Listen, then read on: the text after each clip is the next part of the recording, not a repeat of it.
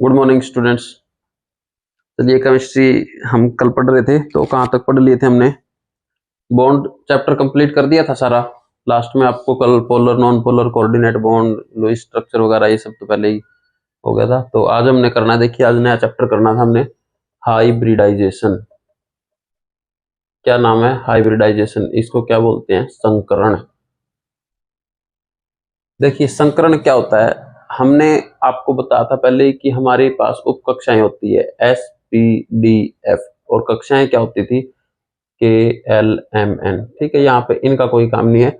SP, D, F संकरण में SP, D, F जो उप कक्षा होती है ना, सब ऑर्बिटल, उनका काम होता है। और उनका काम क्या होता है? हाइब्रिडाइजेशन किसको कहते हैं? जब दो कक्षाएं S या P जब आपस में जुड़ जाती है ना, तो उसको ही बोलते हैं हम हाइब्रिडाइजेशन। दो उप कक्षाओं का आपस में जुड़ जाना, तो उसको क्या कहलाता है? हाइब्रिडाइजेशन कहलाता है, संकरण कहलाता है। बुक में अगर आप देखोगे तो बहुत बड़ी डेफिनेशन होगी कि टू उप कक्षाएं जो वो ऑर्बिटल ओवरलैप वगैरह वगैरह समथिंग। ठीक है, तो इसमें कुछ ज्यादा नहीं करना, निकालने आपको सिखा देंगे, उसके आपके डेफिनेशन रखने की याद जरूरत नहीं है कुछ खास। ठीक है, तो दो कक्षाओं का एक साथ आ जाना, इकट्ठे आ जाना, ये आपका हाइब्रिडाइजेशन कहलाता है, संकरण। अब संकरण कितने टाइप का होता है निकालना भी बताएंगे आपको, तो सारा क्लियर हो जाएगा आपको।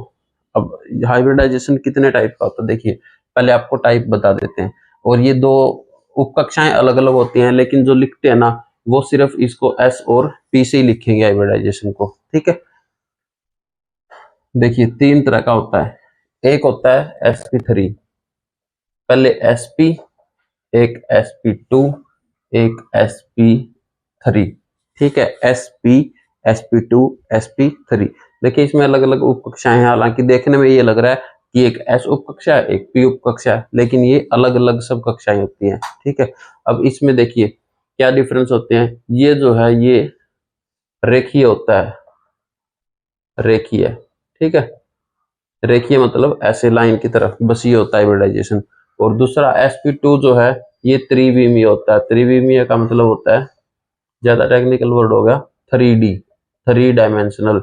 sp2 जो हाइब्रिडाइजेशन होता है वो होता है त्रिविमीय sp2। और sp3 जो होता है ये होता है आपका पिरामिड के आकार का, पिरामिड के आकार का।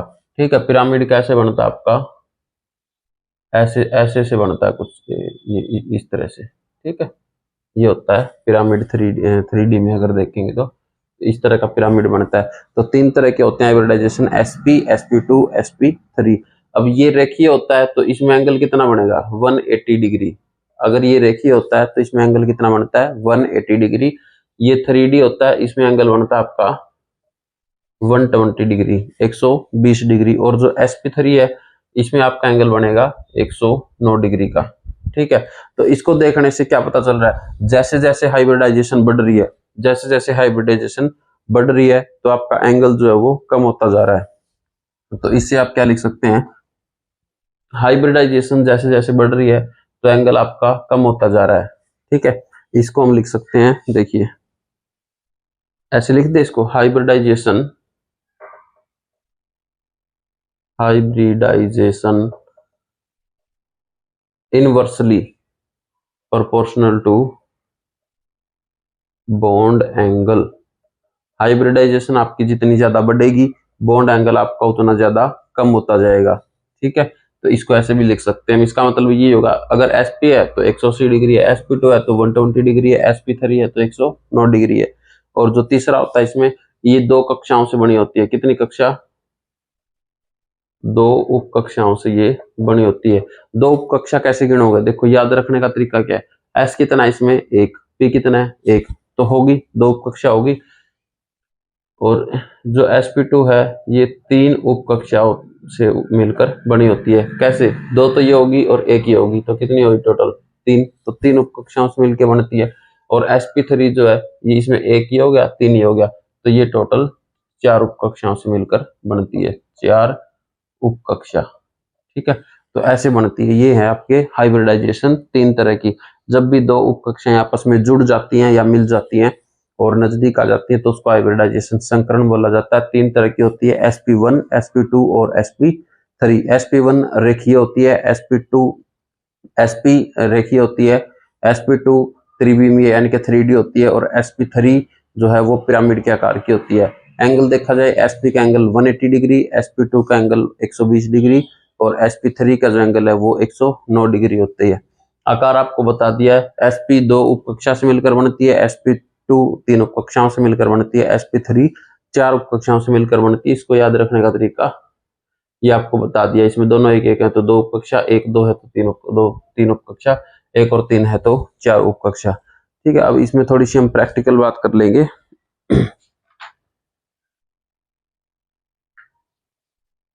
ये आपका हो गया।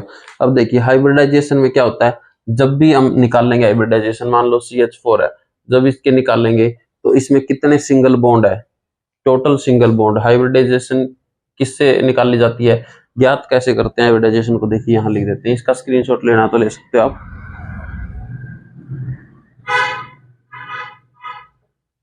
देखिए हाइब्रिडाइजेशन को ज्ञात कैसे है, अगर आपको कोई कंपाउंड दे दिया जाए और उसमें पूछा जाए कि इसकी हाइब्रिडाइजेशन कितनी और इसका एंगल कितना है, तो वो कैसे ज्ञात करेंगे हम, हाइब्रिडाइजेशन ज्ञात कैसे करेंगे। ठीक है, देखिए जैसे आपको दे दिया CH4, तो सबसे पहले हम यौगिक के अंदर ये देखेंगे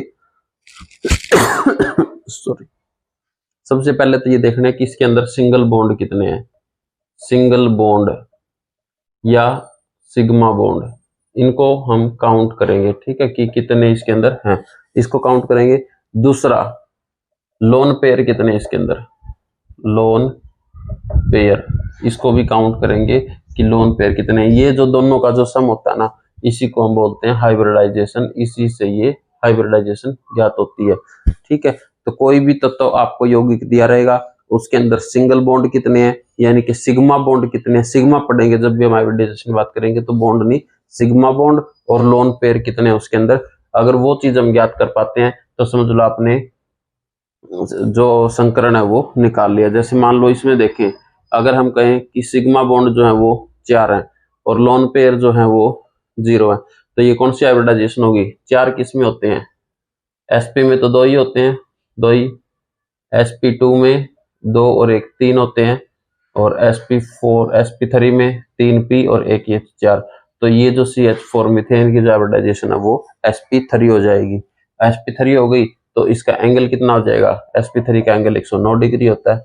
अगर लोन पेयर कोई दिया होता, मान लो ये सिग्मा 3 होता है यहाँ, ठीक है, लोन पेयर 1 होता, तो सिग्मा 3 थे और एक लोन पेयर, दोनों कितने हो गए 4, तो भी sp3 हो जाती है हाइब्रिडाइजेशन। लेकिन जो एंगल है ना, लोन पेयर का काम क्या होता है, वो हमेशा 2.5 डिग्री एंगल कम कर देता है, तो 109 में से 2.5 डिग्री कम कर देते तो ये 6.5 डिग्री का एंगल बन जाता है। एग्जाम्पल करेंगे आपको पूरा क्लियर हो जाएगा, कोई भी आपको डाउट नहीं रहेगा इसमें। ठीक है, देखिए CH4 को ही लेके चलेंगे, पहले हम इसका ही बताएंगे। कोई भी हाइब्रिडाइजेशन निकालने के लिए आपको सिर्फ ये ध्यान में रखना है कि उसके अंदर बॉन्ड कितने हैं, सिग्मा बॉन्ड और लोन पेयर, बाकी उसके अंदर डबल बॉन्ड का कोई चक्कर नहीं है, पाई बॉन्ड कितने भी हो में उससे कोई लेना देना नहीं, सिर्फ सिग्मा बॉन्ड और लोन पेयर। देखिए जैसे हमने CH3, इसको कैसे लिखेंगे, कार्बन हाइड्रोजन कितने इसके साथ, CH4 होता है ना मीथेन, CH4, एक हाइड्रोजन हाइड्रोजन हाइड्रोजन, कितने बॉन्ड बना रहा है ये, 4 बना लेगा, क्योंकि 4 इसको चाहिए और एक एक शेयर कर लेगा ये हाइड्रोजन से। ठीक है, तो ये बन गया। अब इसमें देखो कितने सिग्मा, कितने सिंगल बॉन्ड, सिग्मा बॉन्ड कितने यहाँ पे, 1 2 3 4, 4। क्या कोई लोन पेयर बचा है इसमें कार्बन में, क्योंकि 4 ही इसको चाहिए थे और 4 इसके पास थे, तो 4 सारे के सारे इलेक्ट्रॉन जो बारी कक्षा में थे वो यूज हो गए, तो इसलिए इसके पास कोई लोन पेयर नहीं है। LP जो है वो 0 है, तो इसकी हाइब्रिडाइजेशन इस पे डिपेंड करती है। अब क्योंकि लोन पेयर 0 है तो किस पे डिपेंड करेगी, इस पे डिपेंड करेगी सिग्मा पे, तो क्या हो जाएगी sp3, और एंगल क्या होता है sp3 का, ये आपको याद रखना पड़ेगा 109 डिग्री। ठीक है, तो ऐसे निकालते हैं हम। और एग्जांपल ले लेते हैं अब, देखिए पानी का निकालते हैं, वाटर का, H2O का। आपसे H2O की और मीथेन की वैसे भी आपको याद रखनी है, इनका जो एंगल है ना आपको, और इनके हाइब्रिडाइजेशन वो आप याद रखेंगे, क्योंकि क्वेश्चन के अंदर सबसे ज्यादा यही पूछे जाते हैं, सिंपल एग्जांपल। तो H2O पानी की निकालनी है हमने। कैसे निकालोगे? देखो ऑक्सीजन के अंदर कितने होते हैं बारीक कक्षा में? 6। और यहाँ लिखेंगे हम हाइड्रोजन और एक हाइड्रोजन, यहाँ 2 हाइड्रोजन है ना, एक ऑक्सीजन। तो इसके पास बारीक कक्षा में फ्री इलेक्ट्रॉन कितने? 2। तो एक इससे बनाएगा, एक इससे बनाएगा, ठीक है। और इसके अंदर जो मेन कंपाउंड होता है ना, जैसे इसने बांध किसने रखा है इन दोनों हाइड्रोजनों को? ऑक्सीजन ने ही तो बांध रखा है।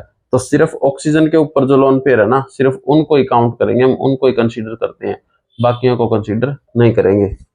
तो अब इसमें अब हमने निकाल लिया। इसमें हाइब्रिडाइजेशन निकालने में कोई दिक्कत है? देखिए सिग्मा बॉन्ड बताइए कितने हैं। ये बन गया आपका HOH। कितने बने इसमें सिग्मा बॉन्ड? 1 2। कितने बन गए सिग्मा बॉन्ड? 2। लोन पेयर कितने हैं इसमें?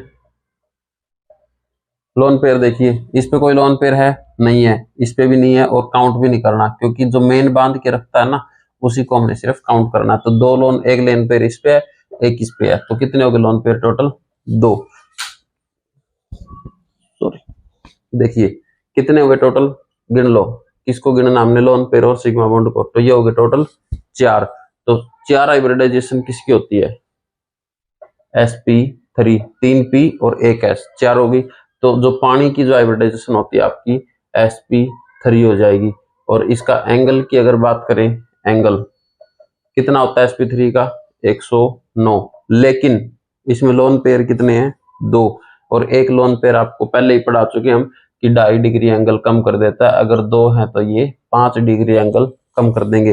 तो पानी का जो आपका हाइब्रिडाइजेशन का एंगल है वो कितना रह जाएगा?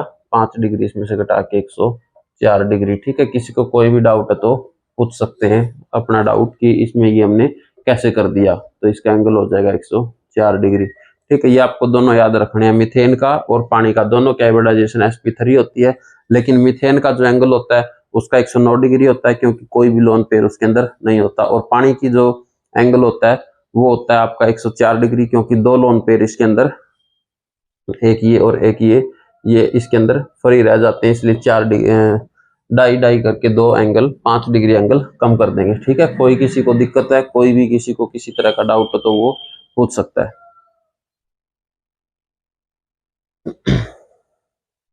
इसके बाद 1-2 एग्जाम्पल और देख लेते हैं, आप इसको देख लो, तब तक नोट कर सकते हो।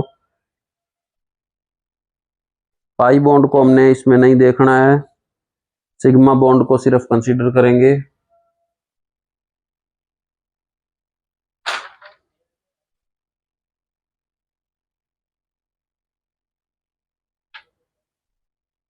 मिथेन और पानी का एंगल याद रखना, बार बार जो क्वेश्चन पूछे जाते हैं एग्जाम में वो इन दोनों से जाते हैं। आ जाएगा समझ में? एक और करवा दे, NH3। एक एग्जाम्पल और करवा देते हैं हाइब्रिडाइजेशन का, इसमें कुछ खास नहीं है। NH3 का एक एग्जाम्पल और करवा देते हैं आपको। देखिए NH3,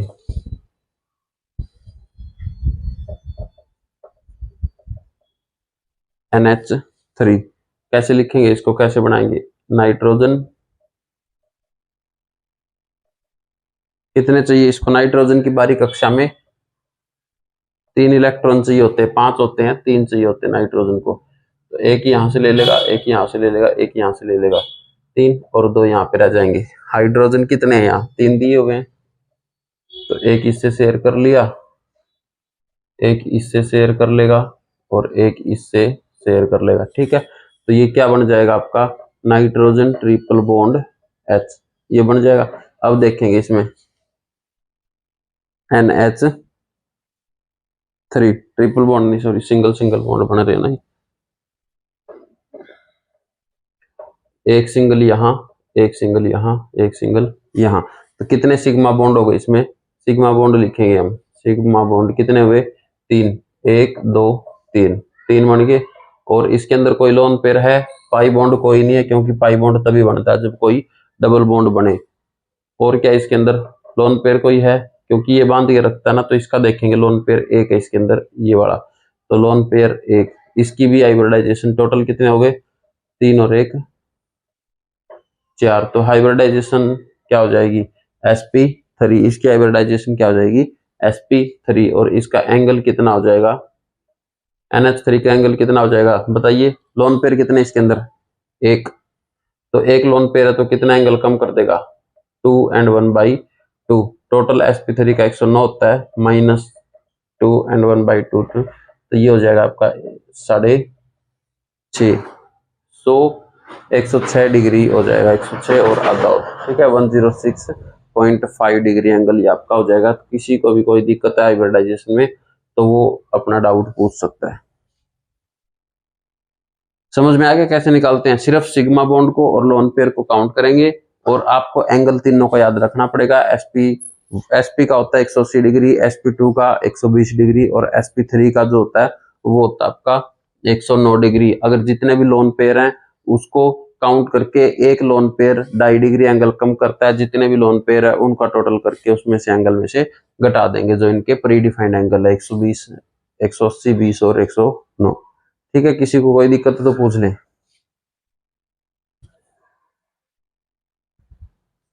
कोई दिक्कत नहीं, किसी को कोई डाउट नहीं, चले आगे बढ़े। चलिए आगे बढ़ते हैं।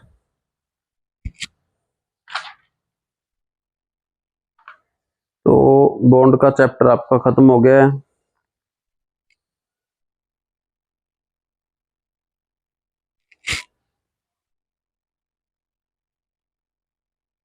दो हाइब्रिडाइजेशन और याद रखेंगे आप, हीरा की और ग्रेफाइट की।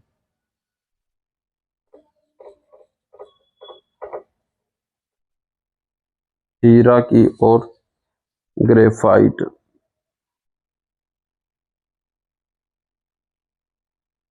हीरा डायमंड,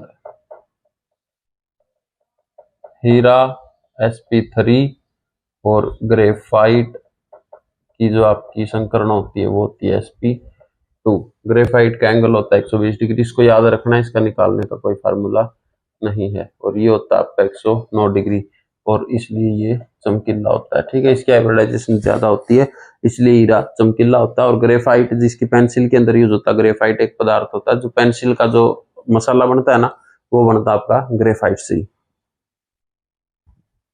तो ये आपको याद रखनी है वैसे ही। ठीक है, हीरा की sp3, ग्रेफाइट sp2। हालांकि दोनों ही कार्बन के अप्रूव होते हैं ये, लेकिन फिर भी हाइब्रिडाइजेशन में इनके डिफरेंस है अलग अलग। तो इतना याद रखेंगे, हाइब्रिडाइजेशन कोई भी तत्व देंगे उसमें सिग्मा बॉन्ड निकाल लेंगे जो कि आपको पहले ही पढ़ा जा चुका है। उसके लोन पेयर निकाल लेंगे लुईस स्ट्रक्चर से, तो वो आप पहले कर चुके हैं, तो उसमें कोई दिक्कत नहीं आती हाइब्रिडाइजेशन बताने में, कभी भी आप बता सकते हो। ठीक है,